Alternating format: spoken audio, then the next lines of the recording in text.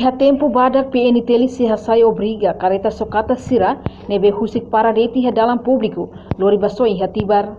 Terça-feira ne, chefe Departamento Trânsito Rodoviário Nacional, Luiz da Costa, ratou preocupação neba jornalista sira.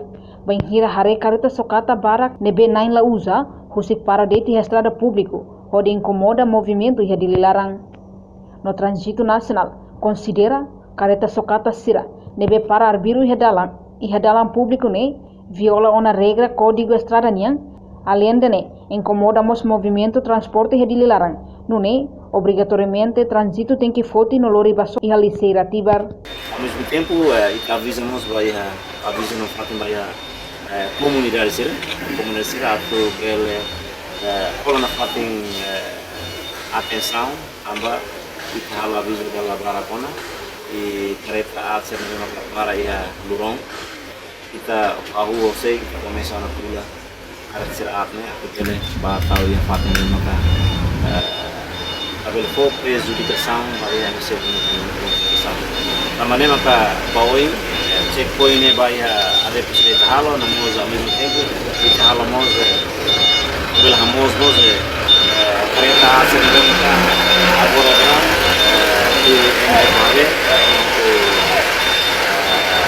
tertutup akan dari sana saimos como impacto vai a punya movimentação dele e a estrada pública. No fato avisa vai a comunicação voluntariamente atau bele muda se necessário se lá makna lá ia observação kita putih sasansarnya kita pasti baso ia lisuti orang lang.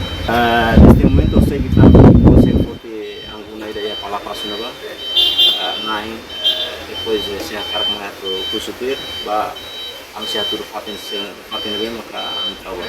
Lá ia fatin próprio polícia trânsito lá fatin próprio único maka ia tiba-tiba. Husumos bakareta nain sira nebe mak no la usa ona hala favor la bele para a estrada público tamba idane se halo perturbação a capital dili. Reportagem Melania Conceição, Televisão Timor Post.